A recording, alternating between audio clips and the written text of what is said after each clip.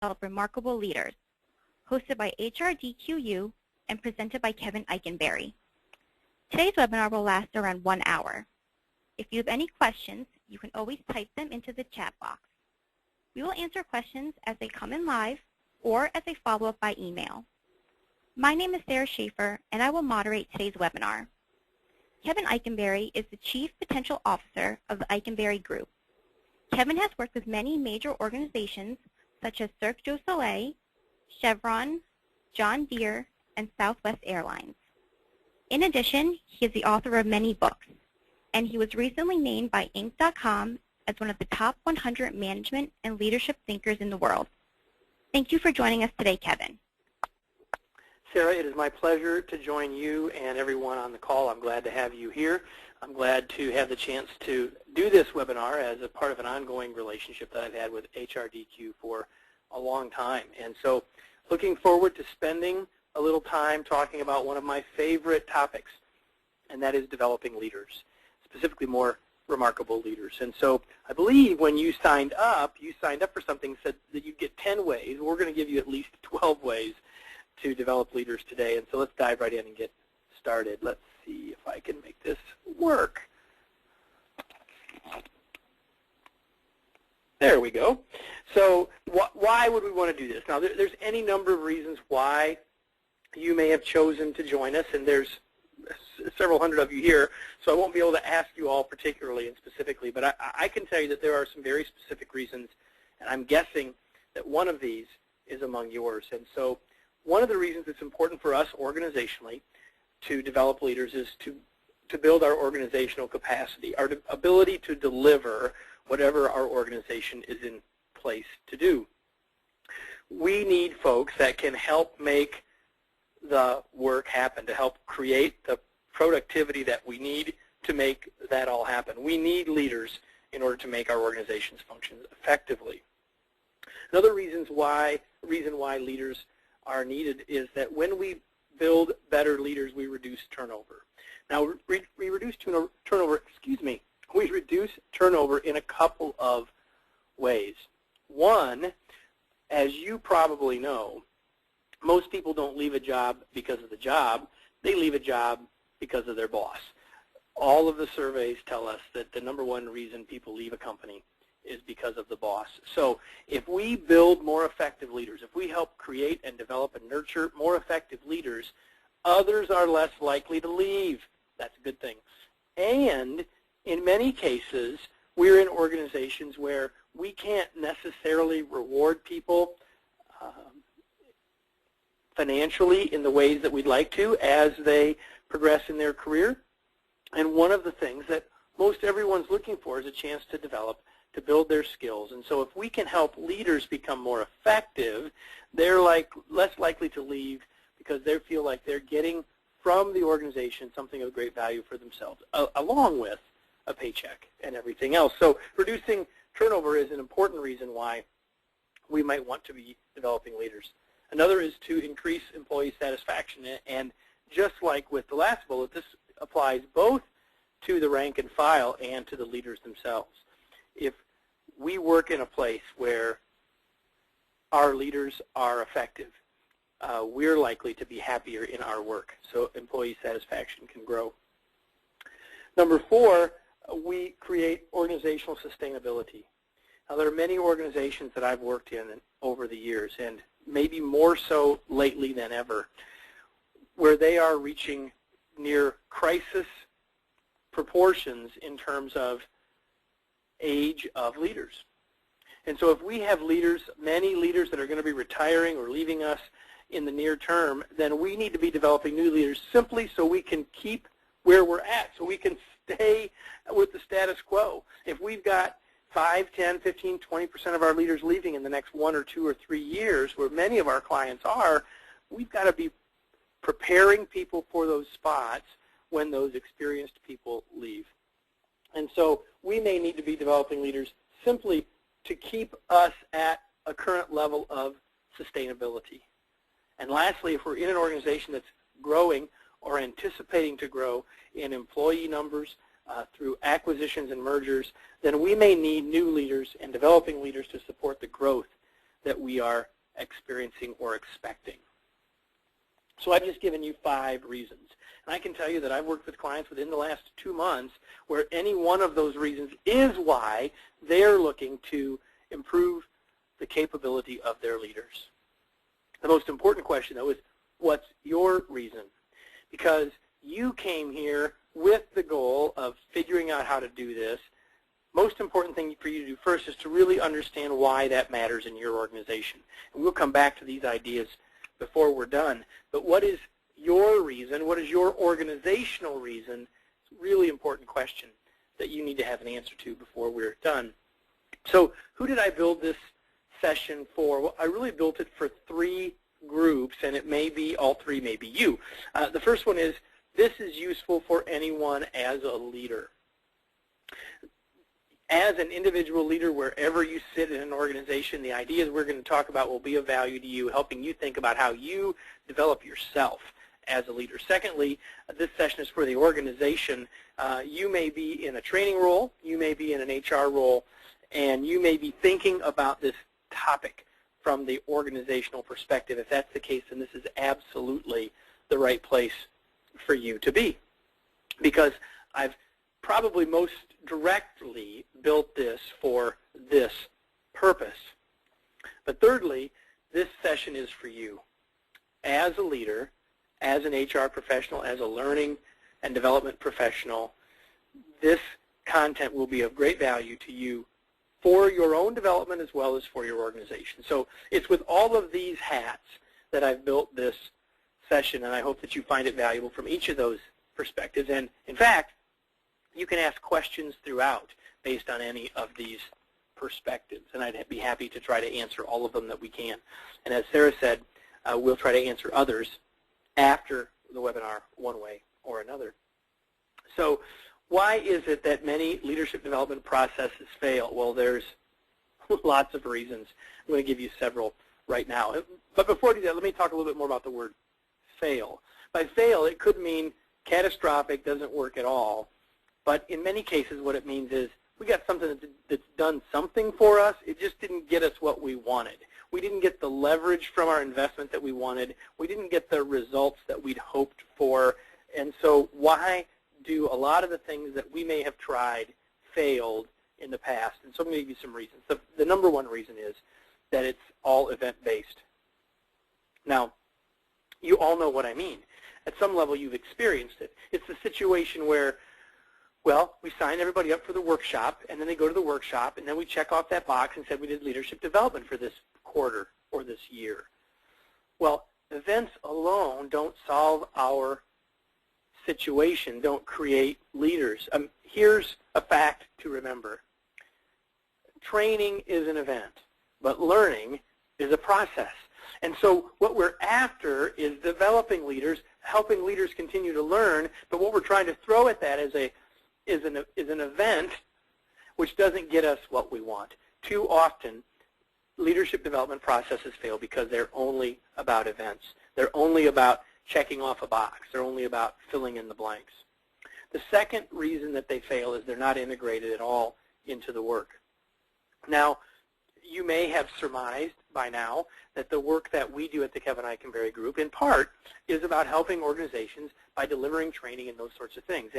And I can tell you that people can misuse trainers and consultants like us by simply bringing us in, hey, deliver what you've got, hey, I saw your thing, come teach our people that, and then we leave, and you're left with less than great results. Why? Because it's not integrated into the work of the organization. People don't see how it connects to what they do. People see, I've got 3 emails this morning from organizations that were unhappy with work that they've had done with them because people didn't see any connection between what was taught and how it would be applied in their workplace. So leadership development processes fail because it's not integrated into the organization or into the work. The third one, and the one that might raise your interest the most, might even raise your concerns the most, is that leadership development processes that don't engage senior management or senior leadership in the organization are not going to be as successful as they could be. Why? Well, because it is the actions of senior leadership that everyone interprets as what's really important, isn't it? And so if people see senior management or senior leadership involved in an active way of some sort with what we're delivering and what we're doing, active beyond the writing of the check or approving the budget, then it's seen as truly being valuable. People watch our walk, not our talk, right? So we'll talk more about this later, but programs that are run by, led by, driven by HR, learning and development, or other groups are oftentimes fail, or again, fall short of what we'd hoped to achieve simply because people don't interpret it as being important enough in the running of the business. And the last one is that leadership development processes fail because they're not broadly applied.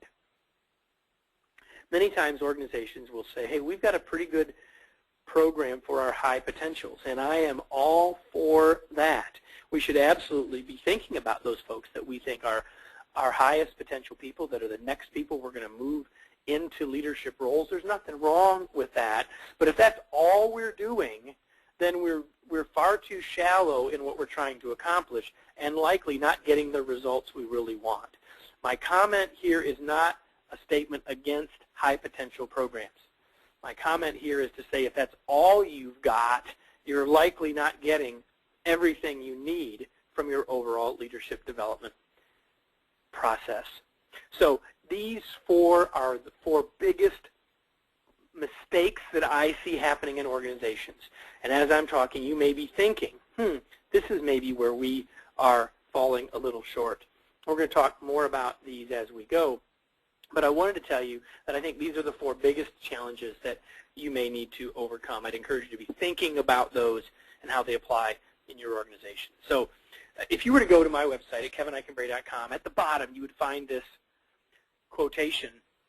And it's something that I believe in strongly, and I think it has a great deal of impact on and relationship to what we're talking about today. It says, extraordinary potential exists in all of us. With the right environment, resources, skills, and knowledge, ordinary people can produce extraordinary results. Now, you see that I put the word ordinary in quotations because what does that really mean? Well, what I'm really saying is that it's those four things first that really matter.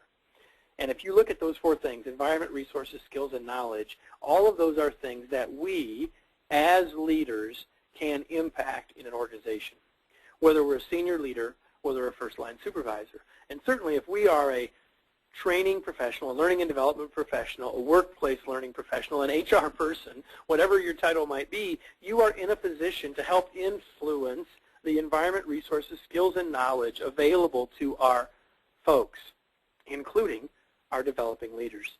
And so if you think about this idea as we go on, I share it with you for two reasons. One is those are all four things that you can influence, and they are all four things that we're going to talk about in the balance of our time.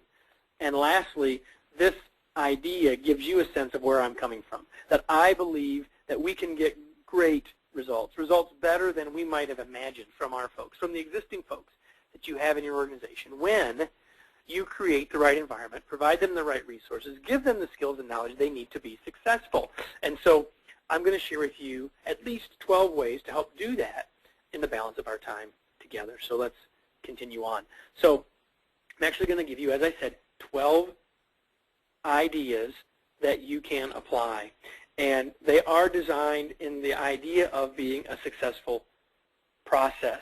So the first thing, we said the first mistake that people make is it's all about events. So I'm going to suggest that if we want to have a successful process, it has to be process-focused. In other words, it has to be thought of as an integrated approach to creating these skills and this knowledge and this experience and the confidence for people to be more effective leaders. And that means it needs to be a process, which means it's not a one and done. It isn't three things over 3 years, but it's rather a process. If you think about the way any of us learn anything, we seldom learn it in that blinding flash moment. We learn it by maybe getting that aha moment, but then by practicing and applying and trying, and that's where the learning comes. And so The first thing I would encourage you to think about is building a process. And if you say, well, Kevin, I've already got a number of steps, that's great. How connected are they? How contiguous are they? How well can your learners see those dots as being connected? Or would they see them as being, oh, these are those 5 things we've got to do? If your learners don't see it as a process, then it either isn't or you haven't done a good enough job of communicating how it is, because it needs to not only be a process but be seen by others as one, as an integrated whole. The second thing that I'm going to encourage you to think about is to get leaders involved, senior leaders involved. And again, I've already hinted at this. Let me say more about it. The more we can actually get leaders involved in it in a tangible way, the more successful we're going to be. That may look like having a senior leader show up at as a part of a panel in a training session. That might be a leader being involved by answering questions on a blog. That might be a senior leader delivering part of the training. That might be a senior leader doing any number of things. Here's the point. When people see senior leadership involvement, they say, hey, this is important. I need to be there. They are serious when they say, this is important. See, if you've got a program excuse me, that you built and that you're proud of and that has gotten some accolades in the organization,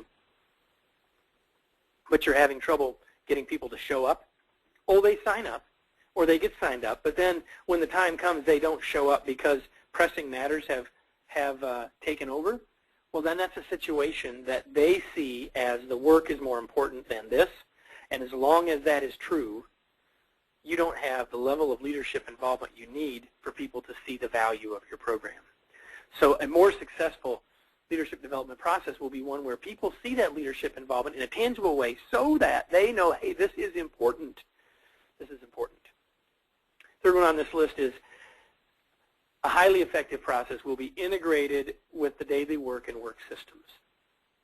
Bringing something in and trying, if you have, let's put it this way, if you have a training program and the leaders that are attending say, hey, this is good stuff, but I don't know how to use this in my workplace, or that all makes some sense, but I don't see how we could apply it in our place, or this will never work on the plant floor, or this will never work with my team because they're remote. If people don't see how what they're learning can be immediately applied in their working situation and scenario, then it doesn't matter how, quote, good the content is or how engaging the exercises are. It's got to be seen as practical for people, and we've got to, and I'll say more about this later, we've got to help them integrate the content into the work. So this is partly about the content itself, and it's partly about the way in which we help people place it into their daily work.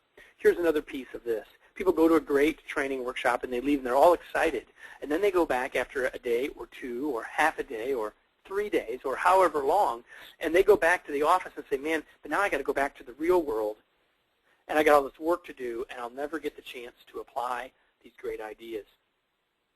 So we got to help people figure out how to integrate this into their work. If we don't, we're wasting some or all of our time, effort, and money. Fourth point on this page talks about engagement strategies. Are we engaging people in it? Are we helping people? Let me put this 2 ways. This is engagement both in the training. This is having really highly effective interactive training. You all know about this already. I don't need to teach you about this. You know what? We don't want death by PowerPoint. We want training experiences where people are truly engaged in it, and we need them to be engaged when they leave. So we need to build processes that allow people and encourage people and even hold people accountable for being engaged with what they've learned after they leave, and I'll talk some more about that before we're done. Next, feedback and benchmarking, highly important. Highly important. How can we expect people to live up to a standard if they don't know what the standard is? So does your organization have some sort of competency model? Fancy words, I know. But does your organization have some way to describe what it is we're looking for in our leaders. What are the behaviors? What are the skills? What is it we're looking for from our leaders? We've got to have a benchmark. What is it that you want them to be shooting for? If you don't have something, it doesn't have to be fancy, but people have to know, what does success look like? And that applies in every job, right? And so what are we looking for? What's the expectation? What's the benchmark? Let people know what that is. Your process. Now, you may say, Kevin, that doesn't have anything to do with the training that I'm going to deliver. You're right, it may not. But it's a part of whether or not you're going to have a process that really works. And so I strongly encourage you to think about this benchmarking piece. The other half of this is, if people know what the benchmark is or what the standard is, do they know how they're doing up until that point? Are they getting feedback? Does your leadership development process give people feedback on how they're doing? Probably the most common way to do this is with a 360 assessment, which is a highly valuable tool used correctly. Now, I have seen 360s used very ineffectively, cause great pain in organizations because it was misused. Now, it's rarely about the tool, it's about the way it was applied. If you're using 360 assessments and not including some process, some coaching process, so that leaders understand what the assessment is telling them and helps them translate that into real-world next steps, if you don't have that step in there, then it's likely to cause you problems or pain or challenges. There are organizations that I've worked with for many years that had some problems with 360s, and it took me many years to help them get past that past baggage to actually apply 360 successfully again. Thankfully, we've now made that progress. Now, again, so feedback and benchmarking, highly important parts of this process. I can't imagine a super successful leadership development program that didn't include these pieces. Next, consistent selection. I talked a minute ago about high potential programs and their value, and there is great value in them. I think consistent selection goes beyond that. I think that the organization needs to know how we're picking people to get involved in our programs. The process needs to be transparent. The process needs to be understood. The process needs to pass what I call the bulletin board test. So when the people that are selected, people in the organization would generally say, yeah, those people make sense to be in this program. Now, that doesn't mean that every single person is going to agree with every single selection, but the reality is consistent, transparent selection has a huge impact. The other piece of this is, if we're only ever taking from a certain strata, if we're not giving anyone any leadership development opportunities until they're at a certain organizational level, then what about all those people who are already leading at lower levels, and what kind of skill development are we giving them? We need to be consistently selecting across the organization, and we need to be giving people opportunities to at least be considered for what we're doing. Now, I realize that that's a blanket statement for organizations, but I wanted to say that I think that it's important that people understand how we're selecting, and that it seems to be consistent and not just sort of like, oh, the certain select group are the ones that get the opportunities. Next, interactive design. Yes, as I said before, we want training that's interactive. We want people involved in it. But what I'm also saying here is that one size does not always fit all. We need to be building programs that give people opportunities to work on the specific strengths and weaknesses that they have, which means an interactive design will allow some flexibility for people to get what they need from the program. So we have some standards that we're trying to achieve organizationally. That's appropriate. But we want to make sure that we're meeting the needs of individual learners and individual leaders along the way. And so an interactive design allows the learner to interact not only with training, but with the design of the program for themselves to give some flexibility to create from it and to get from it what they need. And the 8th piece of our process is accountability. We're going to invest money in people, putting them into these sorts of leadership development programs, investing time and effort in them and wanting a return from it. So we need to hold them accountable for not just attendance, but for engagement, not just for arriving, but for creating results. So if we're going to be giving people feedback, as we said, if we've got a benchmark and if we're giving people feedback, then are we holding people accountable for progress made in the direction of those learning goals? I don't believe we can have a highly successful leadership development process that doesn't engage the supervisor of the learner. Does the supervisor of that learner at whatever level know what the learning goals are, and are they supporting them, holding people accountable to them, and expecting new results from the practice and trying of new skills? Accountability has to be a part of this if we want to have it make a difference. So I have some more, but I feel like I've been talking a long time, Sarah, so I'm going to stop for a second and see if you've had any questions come in about any of the stuff so far. I'll let you ask those, I'll answer, and then we'll move on here in just a second. All right, great. We actually do have one, and this is from Michael. And he said, will you be providing examples of the engagement processes that leaders can use? Well, I certainly can, and so Michael, let me say a couple of things, and so if I'm not hitting the mark, please send another note in to Sarah.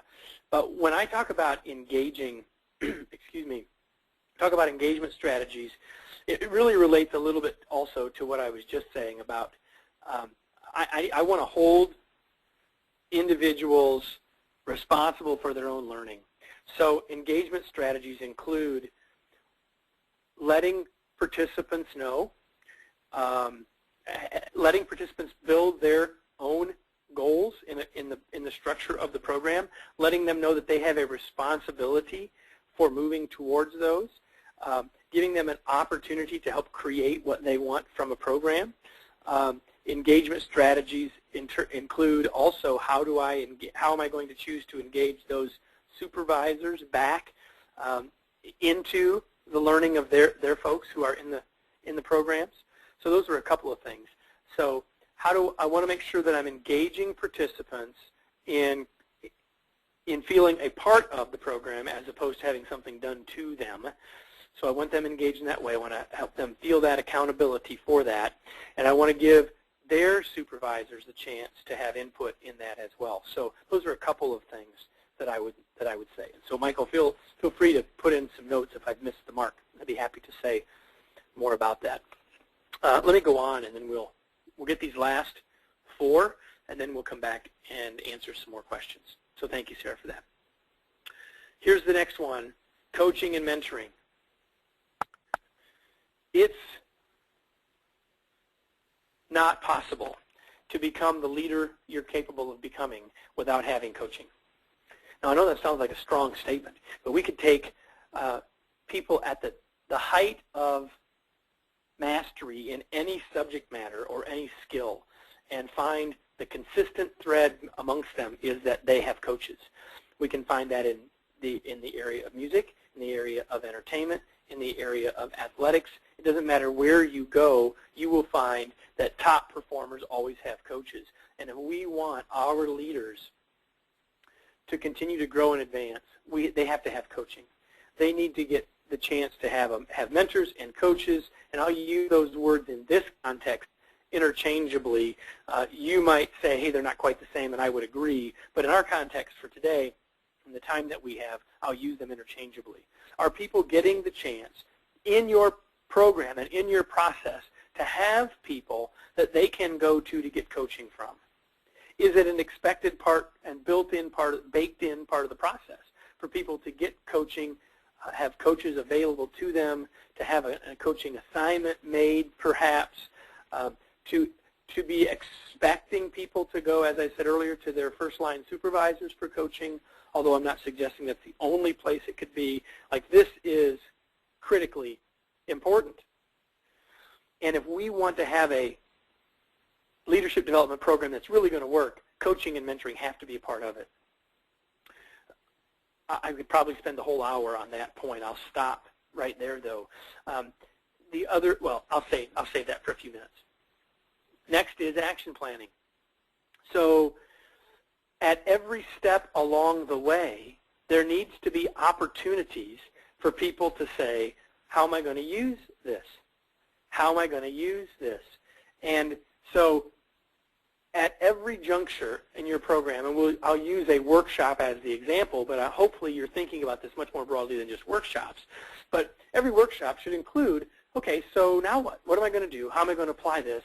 And so those action plans need to be created by the learner because they're their action plans. Those action plans need to be confirmed with their coaches and supervisors. Those things, they need to be held accountable for them, and it's a critically important part of the process. Again, without action that takes place after a learning experience, there's not going to be anything really gained. And so action planning is important. It relates to the next one, which is application focused, which means everything should be driven towards that.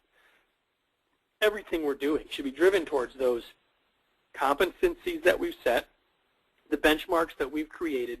Says, here's what we're looking for in our leaders here from a behavioral standpoint, and then how are we going to get there? And so everything should be built around application. And this is actually one of the pieces that I think is becoming more and more prevalent, which I'm so excited about.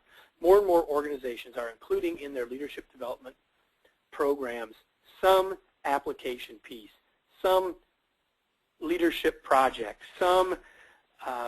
something where people go out of training, if you will, and go out and build something, try something, apply something in a group or individually. And so the more we build our programs to include these application projects, to build these chances for people to go try out and use their new skills, put them in a temporary assignment, give them an assignment to work on something, give them a team project to work on, not just as a project, but as something that makes a difference for the business. And so people come back with a new and deeper understanding and appreciation for the organization's needs and for what's going on in the organization. So an application focus. And lastly, as I've hinted at it a little bit already, it needs to be flexible. If we're developing leaders at different levels in the organization, we need to have some flexibility in the program. We've got people that bring different skill sets, different amounts of experience and knowledge. If we're doing some sort of feedback 360 process, we may identify some things that people maybe need more of or less of. We may have opportunities to use existing people in programs to help deliver or mentor other members in the program because of a certain set of experiences. So I think what we want to do is build frameworks that then give us flexibility to apply the specific needs of individuals to help them become the leaders they're capable of being. And that's not going to be a one-size-fits-all scenario. So here are all 12 of the things that we've promised. And I'm going to stop again and see if we have other questions or comments before I go. There's a lot more I want to do here before we leave. But before we move past these 12, to see if, Sarah, have you had any other questions come in or anything else? We do actually. This one's from Libby, and she would like to know, any suggestions for holding managers and supervisors accountable for behavioral changes following training when the top leaders aren't changing their own behavior or participating in the training? Okay, well, you made it hard when you added the last part, Libby. That's the key. So if we don't have top-level engagement, I mean, you've identified one of the major problems, and I talked about it earlier, and now you're just nailing it on the head. It's going to be harder, but I don't think it's impossible. Because here's the thing: there are behavioral changes that you're trying to achieve, and there is value in those changes, right? So let me do it this way. Let's say that you or your program, your training, really wants people to go out and be more effective coaches of their people. But well, I'll make it more specific. Let's say that we really spent some time in training teaching people how to give feedback. But when people are leaving, they're not giving feedback in the organization. How do we get them to do that if they're not getting any feedback from their boss? Well, I think we can all agree, including those people in your program that aren't doing it, we would all agree in the value of feedback. So what we need to do is to help people see the value in doing it in and of itself. That in many cases, what we're teaching are the right things to do, the things that will add value for their direct reports, regardless of what else is happening in an organization. Let me give you a different example. I often will say to leaders this. Let's say I'm teaching people how to lead more effective meetings, and they say, Kevin, what's the point? The meetings that I go to all suck. I don't know, why should I worry about making my meetings better because all the meetings I go to aren't any good? Why don't you send my boss to this or my boss's boss to this so the meetings get better? And what I would say is, you know what, that may be true, and maybe that would be a good thing. And some of that's not in your control. What is in your control are the meetings that you lead. Do you want your people to feel about meetings the way you do? Do you want your people to have the lack of productivity that is coming from do you want to replicate the string? And usually people say no. So I say what you've got to do is take responsibility for what's yours. The part that's yours, you can influence this for others. Take responsibility for that. So what I often try to do is to get people to break the chain, to flip the switch. And it's not as easy as if you have that higher level agreement, accountability, engagement, or activity. But what I will say is that too often trainers and workplace learning professionals like ourselves use that as the excuse. Do we absolutely want to be working to create that consistency from the top and senior leadership all the way down? Of course. Yeah, I've said it 2 or 3 times, and your question hit it right on the nose, Libby. But don't use that as an excuse for you not trying to flip that switch for the next group. So talk about the inherent good reasons for making those changes in behavior and help people buy into that reason why. And when they buy into that, you got a shot of making the shift. Because if we use the meeting thing as an example, even senior leaders might agree that, hey, our meetings aren't very good, but they've developed a habit and they do what they do. If others start having better meetings, it will make a difference. And so we want to just fundamentally get people to think about what's the right thing to do and help them see that, and oftentimes that will help make that difference. I work really hard to empower those leaders at whatever level are in the room, in the training, to see that what do they have control over, and that is the meetings that they lead. What do they have control over? The feedback that they give. Yes, maybe they're not getting what they'd like, but that doesn't mean they have to replicate that to others. So, hey, why do you want to make it harder for others like it's been harder for you? Break the chain. So maybe that's a little bit helpful. I think maybe there's another one. We'll take one more, Sarah, before we go on. Okay, great. This one is from James, and he wants to know, is the relationship between leadership development and talent management? What is? I'm sorry. Well, I think that's a little bit organizationally dependent. I see them as being highly interconnected, and I'll tell you why, for me, why that is. And that is because that I believe at some level the skills of highly effective leaders are the skills we want in our organization, regardless of people's job. In other words, leadership to me isn't about a position, it's about a set of behaviors. And so to me, they are closely connected. In some organizations, they might not be as closely connected, but I would say that this list that you see on your screen right now would be a list that would apply to all talent development efforts. Even though I've written this from the perspective of leadership a bit more, I would say if in your organization it's not truly tomato-tomato, that nonetheless these ideas would apply to any talent development process that you would be building or implementing in your organization. Okay? So I know there's some more questions coming in, but I'm going to dive forward for just a minute. And so you're on this call, and you're in one of two spots. Either you got something already around leadership development or you don't, right? So if you've already got something, let's start there. If you've already got something, my questions for you to ask yourself are, what does it include and what is missing? So if you go back to this list, the question would be, what of these things do I think we're doing pretty well? Where are we falling short? And so if you have an existing process, think about those two things, because you can say, hey, we got 8 of the 12 we're doing pretty well, Kevin, in which case I would say, awesome. Now where do we work from here? What's completely missing? Or what piece, even in terms of a strength, that's really doing well that we could get even better at? So I would encourage you to think about those. Now, if you have an existing process, what things can you do right away to make it better? Identify the weak or missing components, obviously, right? And then devote time and effort to close the gaps. So what's missing or what's weak, and then how can we go work on it? Perfect time of the year for us to be having this conversation in January, right? What are we going to work on this year?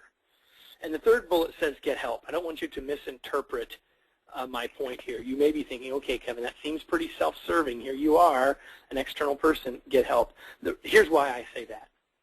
Certainly we'd love to help you, but that's not my sole purpose here. My point in saying this is that Emerson said that when you're in the field, it's hard to see the field. And that's the situation that all of you find yourselves in. Right? Spending time on this call maybe helps you get a different perspective, and that's awesome. But the reality is you need some help to help you create what's missing. That may be an external resource like us, but it also may be another person, another professional that you know from a colleague in another firm, to just have a chance to take a look at what you're doing and share that with each other and share some ideas and get some perspective outside of your own organization. It also means getting some help by talking to your internal customers, by talking to senior leaders. Sometimes senior leaders aren't engaged because they haven't really been asked. They feel like they've delegated it to you, and unless you come back and ask them what is it that you need, then they may feel like, hey, I've got plenty on my plate, not really thinking much more about that. So you need to get help. Could be internal help, but you need help, you need perspective that you don't currently have. I strongly encourage you to think about that. So if I were to identify some pieces that I think that you clearly want to include, I'd encourage these 3. Now, I don't know where you sit in your existing process, and I don't even know if you have a process. If you don't have any process, I might encourage you to start here. But if you have anything, I'd encourage you to look to these places as places to make some improvement, and some of them that you may be able to make improvement pretty quickly without a lot of monetary investment. And the first one is this coaching and mentoring thing. I don't care if it's a formal program or it's informal. We have helped organizations set up mentoring programs where there's selection and mentors raise their hand, and then we pick mentees for mentors and all that sort of thing. A formal process is awesome. It can be formal. It can be informal. Find ways to connect people to get some new perspective, to get some feedback, to get some insight. It doesn't matter if you want to use internal coaches or external coaches. Certainly, there are all sorts of people that can provide coaching resources for you externally, and there are times and places where that's of great value, and there are times where that's not necessary, and all you need is something internal. So I don't care how formal or informal. I don't care if you're using internal or external resources. I'm suggesting that plugging this piece into your process is one of the very best things you could do. And maybe, and I'm going to challenge you to think about how can I do this even if I'm resource limited. Because if it's internal resources and you do it informally, it doesn't take much resources. It takes some ingenuity. It takes some persuasion perhaps. But that's all it might take. And that single thing might be the thing that pulls together the pieces of what you already have to make it more effective. Next, add a 360 assessment process. Don't just give everybody a 360 to do. Add a process. HRDQ has 360 processes. We have 360 processes. Lots of people have them. There's nothing wrong with any of them that I've ever seen. What's wrong is how they're implemented. So make sure that you think about that. If you want to build leaders, people need a benchmark and they need to have some feedback. And a 360 assessment process is one of the most powerful ways to do that, done correctly. And that doesn't necessarily have to be highly expensive or resource intensive either. Lastly, provide additional resources. This has never been easier. I mean, this has never been easier, right? We got this thing called the internet. I'm sure you're all familiar with it. I mean, there are so many great resources. I was teaching a workshop a while back about delegation. I say, well, if all you want to know is some tips on how to delegate, just go to the web. Go to Google, and you can find all the tips that you want. The point here is your job as a workplace learning professional, as an HR professional, even as an individual leader, is to help collect some excellent resources that people can use. You know, you want to build a process that you don't have anything that exists right now. Maybe the simplest thing that you could do is pick a book and have a bunch of people in your organization read the book and do a book club. Read a chapter a week and meet over lunch to talk about that chapter and how we can apply it in our organization. There are all sorts of things that we can do that aren't hard, but that will have great impact on our ability to be more successful. All of these three things here are things you can do within a short period of time and get started and get trying. And you may be saying, Kevin, I'm in a big organization. I can't implement this immediately, but you can go try it. You can go pilot it. You can go do something. And if you keep it in the context that we've been talking about all along, a process, I think you'll find there's more that you can do sooner than you might have otherwise thought. So we started out by saying extraordinary potential exists in all of us with the right environment, resources, skills, and knowledge. Ordinary people can produce extraordinary results.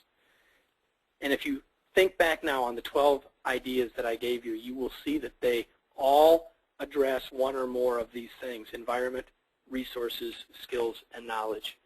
Too often, our leadership development programs, our talent development programs, focus on just skills, or just, unfortunately, sometimes just knowledge. And what we've got to do is help see that these need to be holistically built and holistically managed programs that help people build confidence as well as competence, that help people build ability and not just knowledge. That really, when we provide the right environment and climate and resources and tools as well as skills and knowledge, that we can really begin to make a significant difference. And I know that there are some other questions. So let me just talk about a couple of these resources that you might want to provide, and then I'm going to turn it back over to Sarah because I know there are some more questions that have come in, and we'll answer those. But you know, as I said, the Internet's a wonderful place. There's all sorts of resources. Here's a couple of ours that might be of use to you.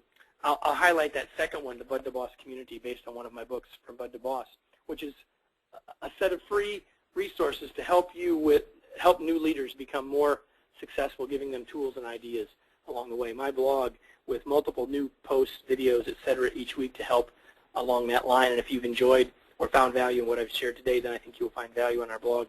And we have a learning system as well that you could check out there as well. So I'm going to go here and say, type in your other questions. I know Sarah has some. So Sarah, I'm going to turn it back to you now. And I know you're going to share another potential resource with people that I believe in strongly as well. So I'm going to turn it to you, and I'll answer whatever questions you hand me, Sarah. Yeah. All right, great. Thank you so much, Kevin. And like you said, we do have some time for questions, so attendees, please send those in now. And while we're waiting, let me share with you a little bit about the program that is the foundation of today's session. And that is the Remarkable Leader Workshop. This will be used in your organization to achieve results. You can review the set for 30 days risk-free for 25% off. And don't forget, you can use the coupon code at HRDQ-store.com, and that will be valid until January 21st. Okay, and it looks like we do have a number of questions coming in, so let's get that started. Before you do that, Sarah, let me just say one thing about the slide that you have up there in the program that you just mentioned. Everyone, if you look at that, you'll see that there's this all these colorful things back there on the backside.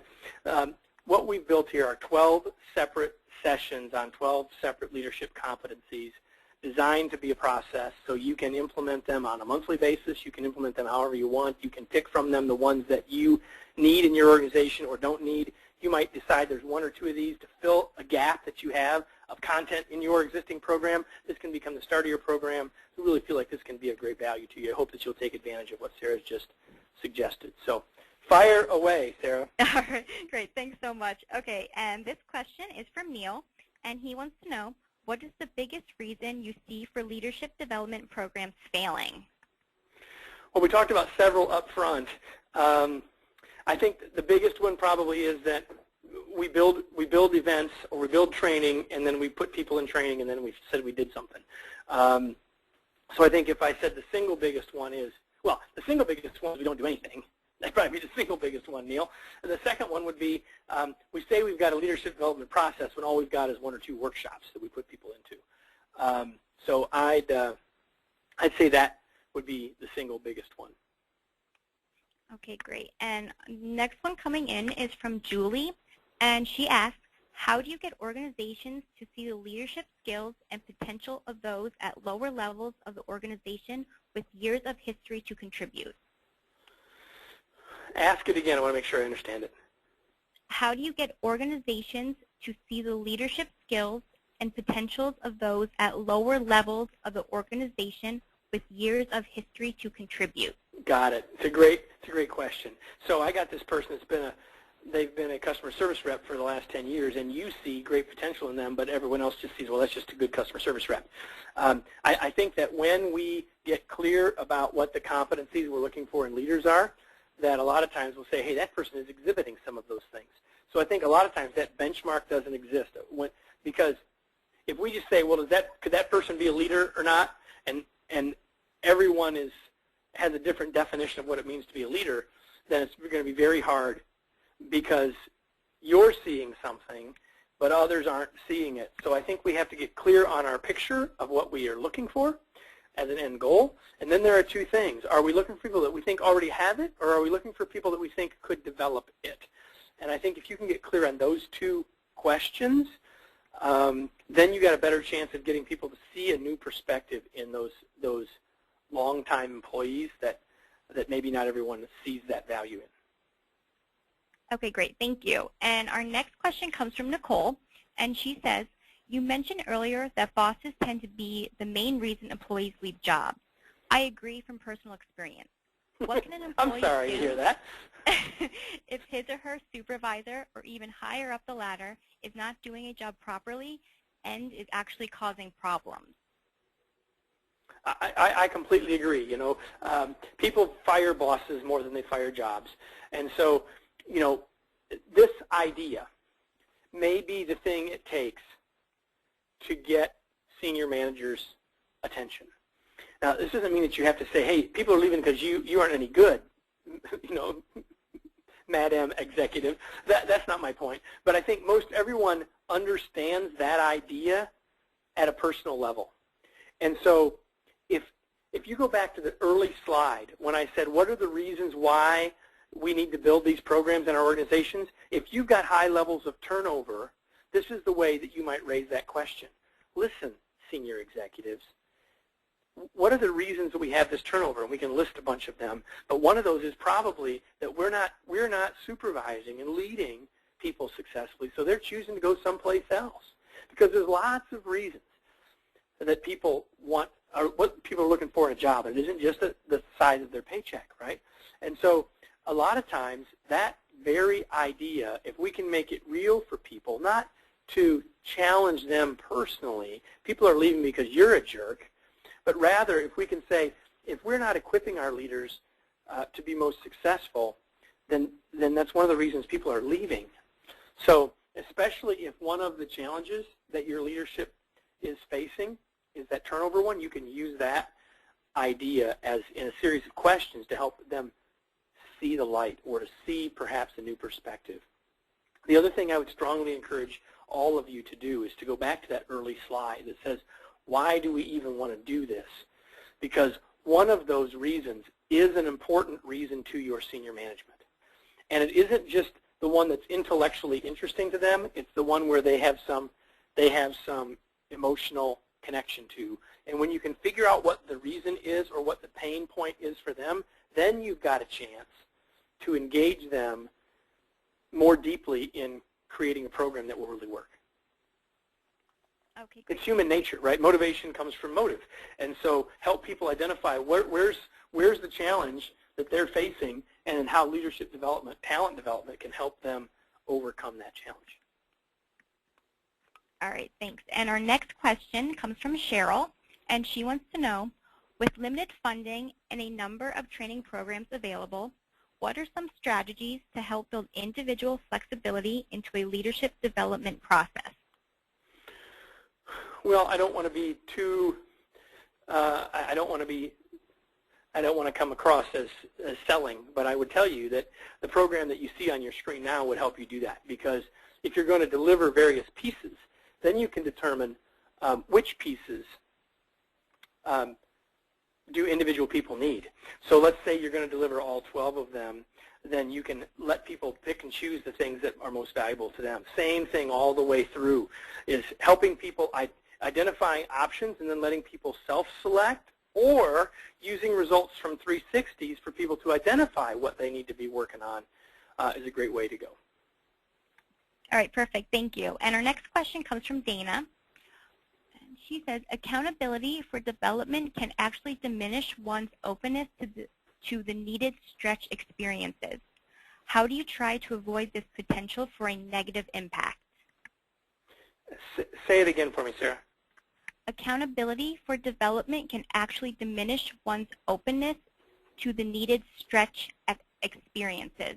How do you try to avoid this potential for a negative impact? Yeah, so here's where I think Dana's coming from, or this is what I'm hearing. Many people, when they hear the word accountability, they think, uh-oh, right? Like, I'm going to be held accountable for this. And so I then want to retract from that, resist that, because that seems like that could be painful if I don't succeed. And so I think that there are two ways to think about accountability, both of which are important. We need to hold people accountable, and that is what I'm hearing underneath of Dana's question. And there are some organizational realities that say that if someone's not delivering on a needed expectation, then you know there may need to be some negative consequence to that, number one. But the other part of accountability is, how do I help people be accountable? In other words, if I can get people to see the value in becoming a more effective leader, if I can get people to see the benefit to them in becoming a more effective leader, part of accountability isn't just holding them to delivering, but is helping them deliver. So accountability doesn't have to be seen as a negative consequence if I don't make it, any more than it can absolutely be just as much about how do I help you get there, as opposed to how do I hold you to getting there. And so I think that too often accountability is all about the first part and not nearly enough about the second part. Hopefully that helps a little bit. Okay, great. And I think we actually have time for one more. And I'm sorry. Well, let me just say this, that for any of you that if you have others, you can send an email to info@kevineikenberry.com, and I'll answer any other questions afterwards or point you to somewhere that gives you an answer or something. I'd be happy to do exactly that. So do you have one more for us, Sarah? Yeah, one more short and sweet one. It's what 2 did you add to make it 12 instead of 10? I don't know. It was a long time ago that that I changed it from 10 to 12. I don't know. I don't remember. But I can tell you what it wasn't. It wasn't about feedback and benchmarking, and it wasn't about coaching and mentoring, and it wasn't about those two for sure, because as I've highlighted, those are super important. And certainly also, I didn't add the management and senior leadership involvement. Those are so very critical, and the more we get those involved, the more successful we'll be. Okay, great. Well, thank you so much for sharing your expertise with us today. It was my pleasure. Thanks, everybody, for being here. And like I said, if there's any other questions that you have, send them to info@kevineikenberry.com, and we'll make sure we get answers for you. Oh, great. And we will also, if we didn't answer your question as well, you will also receive an emailed response probably next week. So we appreciate everybody's time, and we hope you found today's webinar informative.